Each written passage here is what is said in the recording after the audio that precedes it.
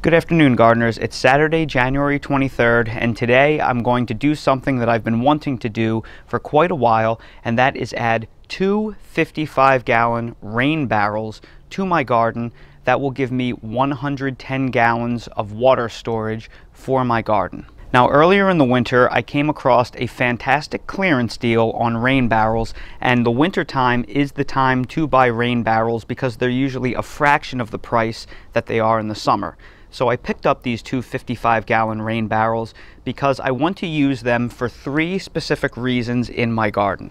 The first reason is to save money on my water bill. I have a city water main, so using naturally collected rain is obviously going to save me some money on the long term.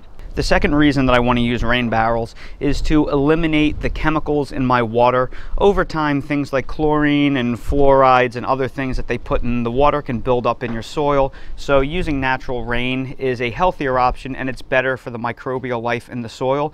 But the biggest reason number three, why I'm really excited to install some rain barrels is because I want to be able to mix fertilizer in my rain barrels and then run drip irrigation to my garden as a way of evenly watering my beds and not having to painstakingly fertilize each individual plant. So over time, it's going to save me time and money and give healthier soil conditions for my vegetable garden. So today I'm going to show you how to install these rain barrels. I'm going to show you how to build the base, install the rain barrels, and install a diverter system that will connect from the rain gutter to the rain barrels themselves, so they will self-feed every single time it rains. So the very first thing that you want to do is you want to choose a spot for your rain barrels. Now you are going to want at least 4 square feet per rain barrel, which is a 2 foot by 2 foot square.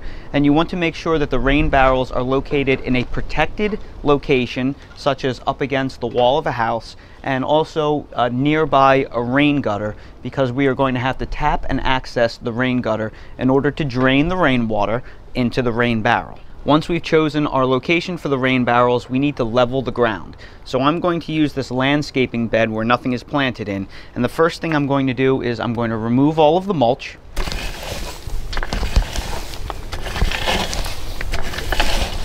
Now that the mulch has been pulled back, we have to level the ground. And in order to do that, we're going to start by roughly leveling it just by raking up the ground so it's as even as possible. Then we are going to use a 4-foot level to check to make sure that the overall ground itself is level, so we can place concrete blocks on the ground, because we are going to build a very affordable and simple base for our rain barrels out of concrete cinder blocks.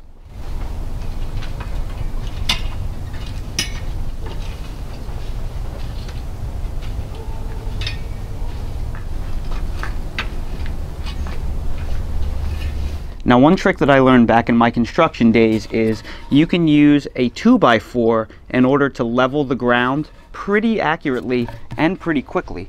So if you simply place this 2x4 on the ground, you can drag it, and the 2x4 will naturally find the high spots in the ground, and it will pull that dirt forward so you can get a very level surface.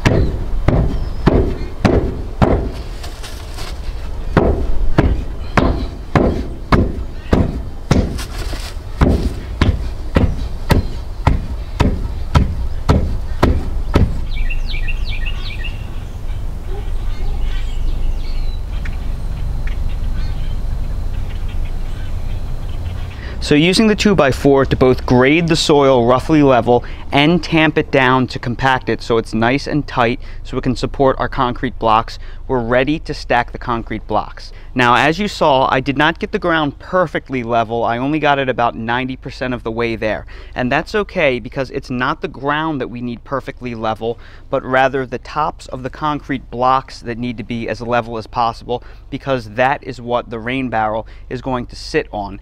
So if your ground isn't perfectly level, don't worry, because you'll be able to manipulate the blocks by shifting them a little bit in order to get the perfect elevation so everything is level. Now I'm going to show you how to place the blocks so you can easily and cheaply create your own concrete block base for your rain barrels.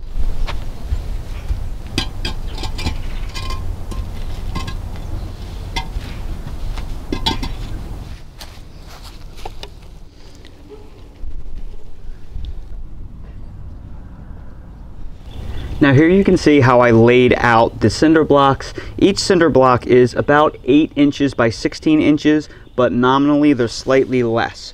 So this will give you almost a perfect 24-inch by 24-inch square. It's actually closer to 23¼ inches by 23¼ inches square. So it's just about 2 feet by 2 feet. The other thing that you want to make sure that you do is that you put it 6 inches away from the back of the house. That way the rain barrel doesn't hang off the back too badly. You want to give a little bit of a separation. So these are exactly 6 inches away from the back of the house. And now you need to decide how tall you want to make your stand overall. If you want to stack up a few more blocks and get it further off the ground, you can do that. So here we have our rain barrel bases installed and leveled and ready for the installation of the rain barrels. However, you'll notice that I only purchased 2 rain barrels, but I have 3 bases, and there's a specific reason why. The first 2 bases are going to be for the 2 rain barrels. The third base is going to be for a water pump that I'm going to install later, which I will feature in a later video, that is going to pump the water from the rain barrels through underground pipe to my garden beds, and that is going to be the pressure system, because I have a lot of garden beds. They're fairly far away, so they're going to need some type of water pressure, a pump, to do that. And there's also a reason why this stand is taller than this stand. Now, if you are going to connect your rain barrels together as a big array and you are going to water out of them individually, you can install them all at the same height. But I want to water my garden out of 1 rain barrel. So the rain barrel that is going to water my garden is going to be the one that is lowest to the ground. So the rain barrel that goes here is going to be high. That is going to catch all of the rain from my gutter system. Then I want all of that to drain out of the bottom of the barrel, and I want it to fill in this rain barrel first. And the reason why I want to do that is because I want to mix fertilizer in there later.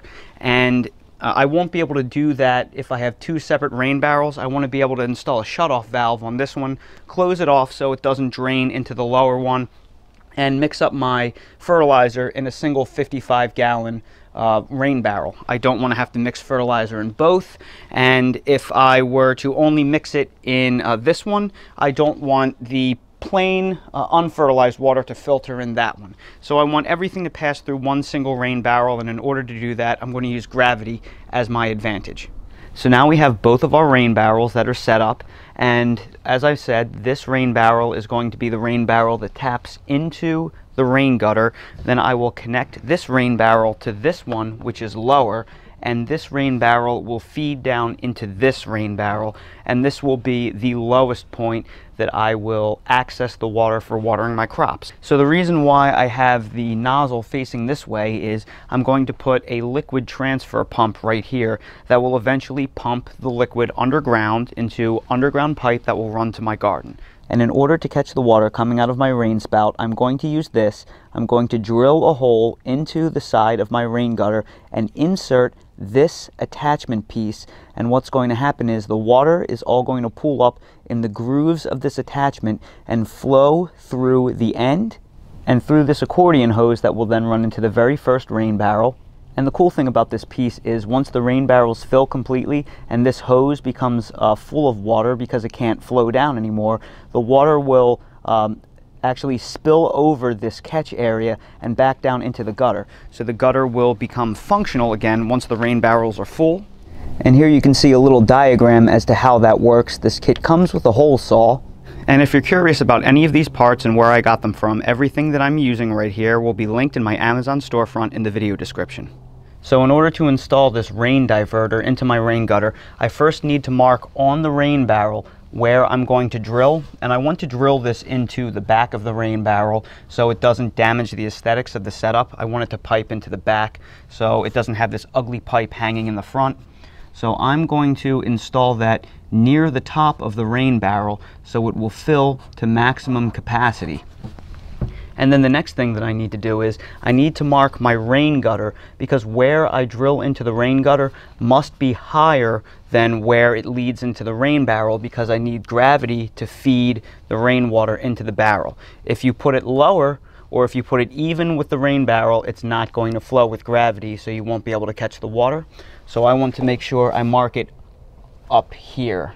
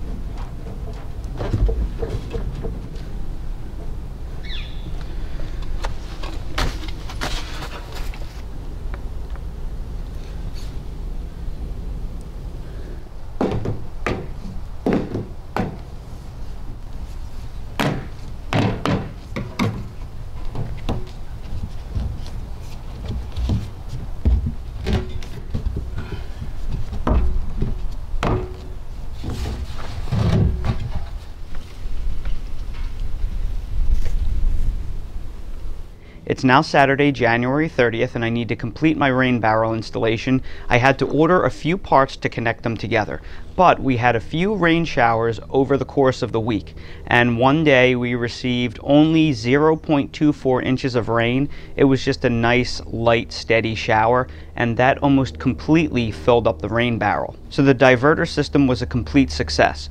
Over the course of the week, we also got 2 more rain showers, and between the 2 rain showers, I was able to completely fill this barrel of water right now.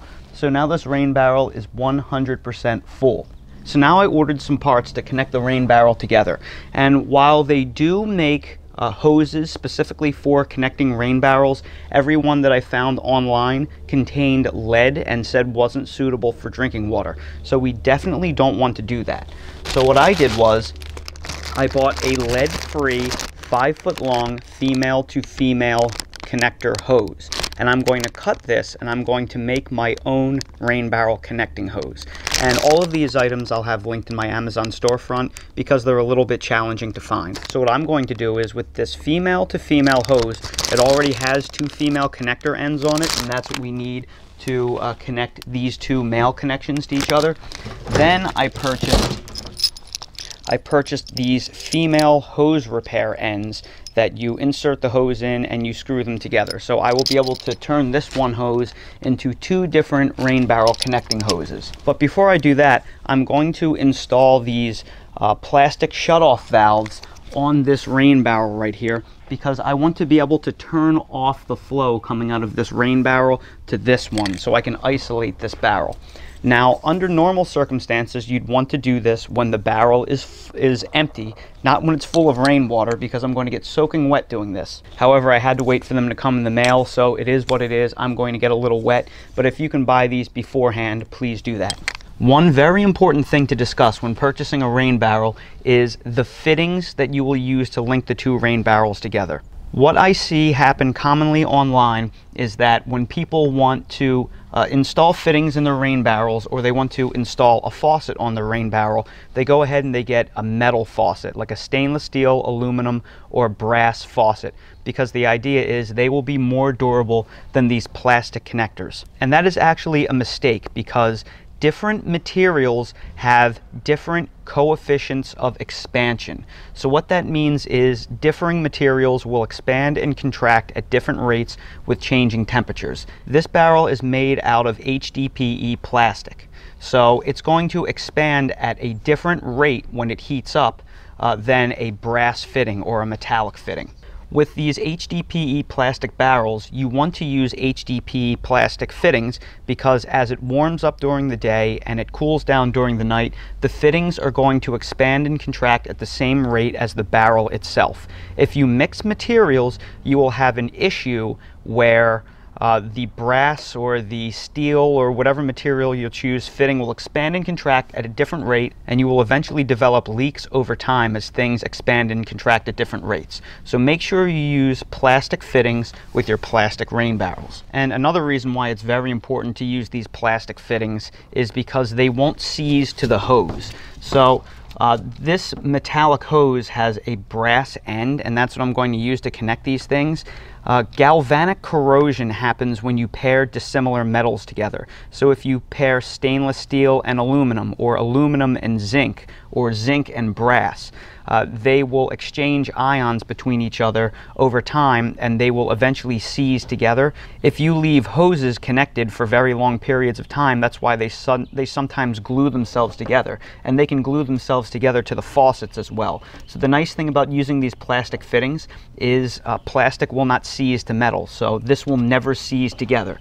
And if you do already have metallic ends installed on your rain barrel, make sure to attach one of these plastic shutoff valves to it, because that will prevent dissimilar metals from seizing together.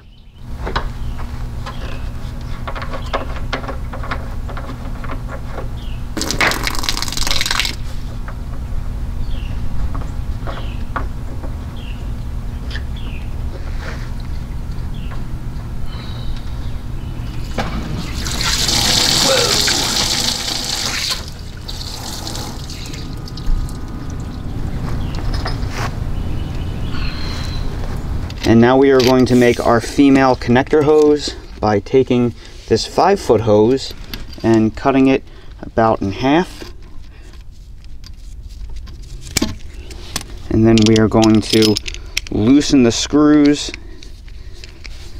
in this female hose end repair kit. We will remove the screws, take the cover off, and now we have to press this portion into the hose.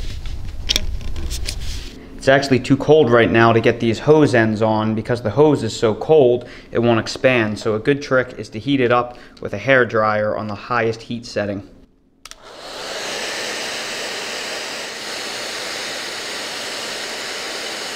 And that makes the hoses nice and soft and pliable, and then the fittings will just pop right in.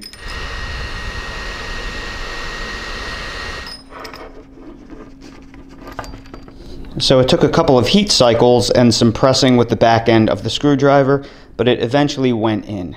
And now that the hose barbs are installed, all we have to do is put in our compression bodies in order to hold everything together nicely.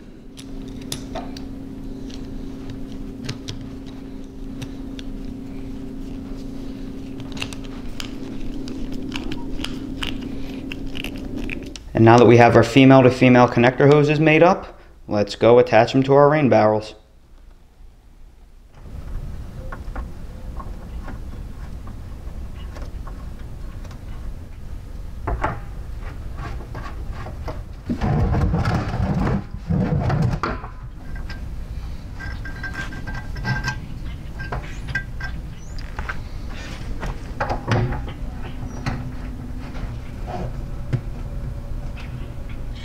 And just like that, we have our rain barrels connected together into an array. So let's undo the valves and fill up the other rain barrel. So here is our second lower rain barrel. As you can see right now, it's practically bone dry. Just has a couple of drops that came through the screen on top. So what we're going to do is we're going to open up this valve, and that valve is going to then drain into this rain barrel. So as you can see, it's working perfectly so far. And because I installed the first barrel so much higher than the second barrel, there is quite a bit of water pressure flowing through this lower hose back here, thanks to gravity. So that lower penetration point down there was actually able to fill the barrel more than halfway, and it's actually still filling up. So even though this hose connection is way down here, because of the water pressure, because this is falling from such a high gravity point, it's able to pressurize and fill up the barrel pretty well. And when we get our next rainstorm, this first barrel right here will overflow into this barrel and fill up the top. Or if I really wanted to mix some fertilizer in here right now and run it into drip irrigation, I could just manually fill the barrel myself. And as you can clearly see, we have water here, and we have water here. So everything's working great. And that is how you can install an array of rain barrels and stands in a simple do-it-yourself installation. And on a follow-up video, I will show you how to install drip irrigation and a water transfer pump, which will be installed right here in this third location. And we will use that to pump the water inside the rain barrels to my raised bed garden. So everybody, I hope you found this video helpful. If you did, please make sure to hit that like button. And if you haven't already subscribed to the channel, please subscribe for future updates and more videos like these. If you're curious about any of the parts that I used in this video, or if you're curious about any of the products that I use in my garden in general, everything that I use is linked in my Amazon storefront in the video description. Thank you all again so much for watching, and I hope to see all of you again on the next video. Thanks, buddy.